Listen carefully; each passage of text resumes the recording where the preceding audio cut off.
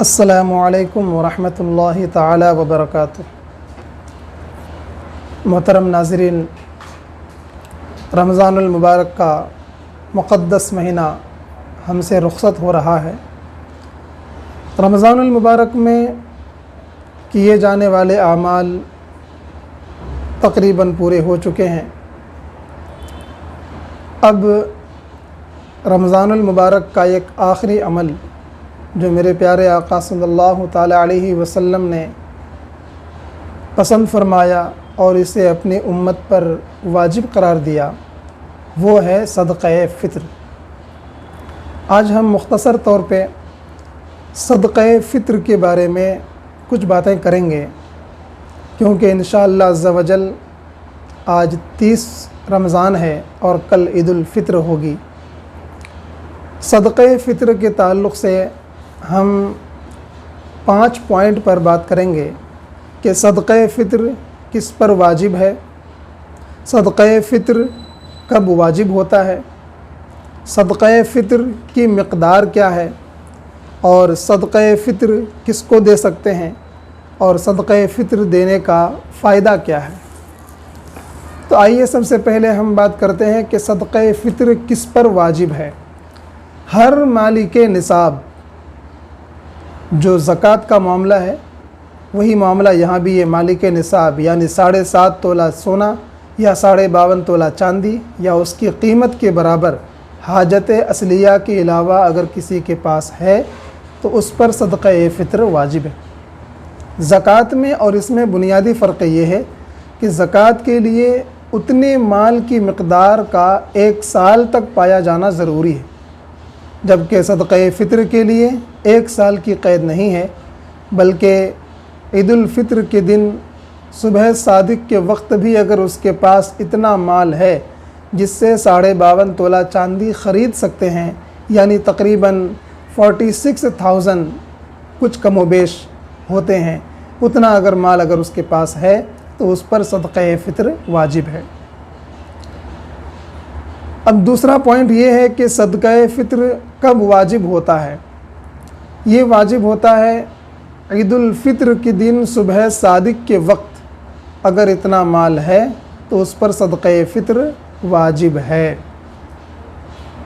اور اس کا وقت بھی وہی وقت ہے، لیکن اس سے پہلے بھی اگر کوئی ادا کر دے، کوئی پہلے رمضان ہی کو ادا کر دے تو بھی ادا مانا جائے گا، عید کے بعد بھی اگر کوئی ادا کرے تو بھی اس کو ادا ہی مانا جاتا ہے، لیکن بہتر یہ ہے کہ عید الفطر کی نماز سے پہلے صدقہ فطر واجب جو ہے ادا کر دے۔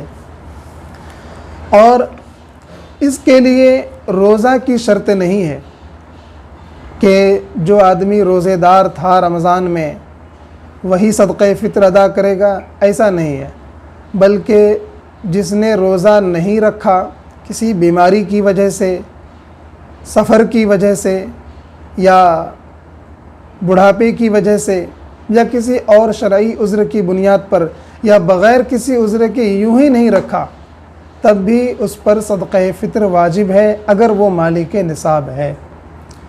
اور صدقہ فطر اپنی طرف سے اور اپنے نابالغ بچوں کی طرف سے ادا کرنا واجب ہے، یعنی جو نابالغ بچے ہیں، اپنی اولاد ہے، بیٹا بیٹی، ان کی طرف سے بھی اور اپنی طرف سے بھی والد پر ادا کرنا ضروری ہوتا ہے۔ یہ ماں پر واجب نہیں ہے، باپ پر واجب ہے۔ اب تیسرا پوائنٹ یہ ہے کہ صدقہ فطر کی مقدار ہے کتنی۔ صدقہ فطر کی مقدار حدیث شریف میں نصف سا اور 1 سا کا ذکر ہے، جو پیمانہ آج کے زمانے میں رائج نہیں ہے، لیکن موجودہ دور میں جو وزن کا معیار ہے اس کے حساب سے نصف سا 2 کلو 50 گرام گیہوں یا آٹا یا اس کی قیمت، یہ ہے صدقہ فطر کی مقدار۔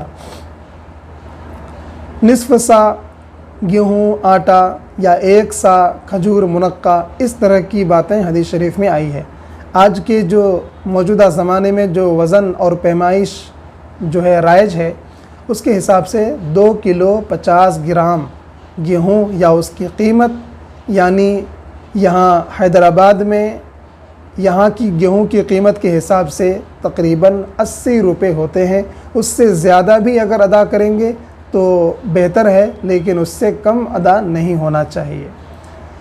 تو تقریباً 80 روپے کم سے کم، اور عام طور پہ لوگ 100 روپے مکمل ادا کر دیتے ہیں، اور کرنا چاہیے۔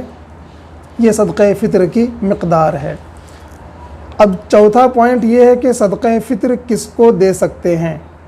صدقہ فطر انہی لوگوں کو دے سکتے ہیں جن کو زکوٰۃ دی جا سکتی ہے، یعنی مستحقین، غربا، اس میں اپنے رشتہ دار اگر ہوں تو زیادہ افضل ہے، بیت المال، مدارس اسلامیہ، خیر لیکن مسلمان، غربا، مساکین، فقراء کو ہی دینا ہے، غیر مسلم کو صدقہ فطر نہیں دیا جا سکتا ہے۔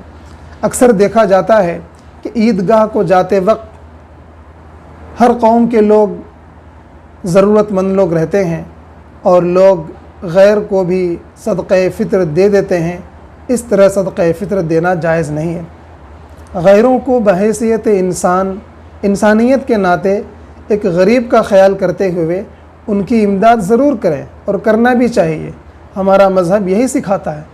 لیکن صدقہ فطر جو آپ ادا کریں گے وہ رقم صرف مسلمان مستحق تک ہی پہنچنا چاہیے، باقی غیروں کے لیے آپ کو الگ سے پیسے نکال کر ان کی مدد کر سکتے ہیں، ہمدردی اور انسانیت کے ناطے۔ پانچواں پوائنٹ یہ ہے کہ صدقہ فطر کا فائدہ کیا ہے؟ صدقہ فطر کیوں واجب ہوا؟ صدقہ فطر دو وجہ سے، ایک تو یہ ہے کہ حالت روزہ میں جو ہم سے کمی رہ گئی ہے، جو زبان سے جو ہے فحش کلمات، گالی گلوچ یا کچھ اس طرح کی بد نظمی ہوئی ہے حالت روزہ میں، جس سے روزے کی حرمت اور روزے کا احترام پامال ہوا ہے، تو اس کمی کو دور کرنے کے لیے صدقہ فطر ہمارے نبی صلی اللہ علیہ وسلم نے واجب فرما دیا، تاکہ جو کمی رہ گئی، جو داغ دھبے ہمارے روزے میں لگ گئے تھے، وہ صدقہ فطر سے صاف اور شفاف ہو جائے اور ہمارا روزہ خالص ہو جائے۔ یہ پہلا فائدہ۔ اور دوسرا فائدہ یہ ہے کہ صدقہ فطر ادا کرنے سے جو غریب غربا ہیں، جن کے ہاں عید کی خوشیاں منانے کے لیے شیر خرما اور دیگر خوشی کے چیزوں کا اہتمام کرنے کی ان کے اندر طاقت نہیں ہے، مسلمانوں کے صدقہ فطر کی وجہ سے ان کے گھر میں بھی خوشی کا ماحول ہو اور عید کا سما ان کے ہاں بھی نظر آئے۔ اسی لیے صدقہ فطر میں روزے داروں کے لیے بھی فائدہ ہے کہ ان کا روزہ پاک و صاف ہو جاتا ہے، اور جو غریب غربا ہے ان کے ہاں بھی ان کی ضرورت کا انتظام ہو جاتا ہے۔ انہی دو مقصد کے لیے جو ہے صدقہ فطر واجب ہوا۔ اور ایک روایت میں حضور اکرم صلی اللہ تعالیٰ علیہ وسلم نے ارشاد فرمایا کہ صدقہ فطر جب تک ادا نہ کرے، روزے داروں کا روزہ آسمان اور زمین کے درمیان معلق رہتا ہے، یعنی لٹکا ہوا رہتا ہے۔ جب صدقہ فطر ادا کر دیتے ہیں تو وہ اللہ کی بارگاہ میں مقبول ہو جاتا ہے۔ تو یہ صدقہ فطر جس کا ادا کرنا واجب ہے، ضرور ادا کریں۔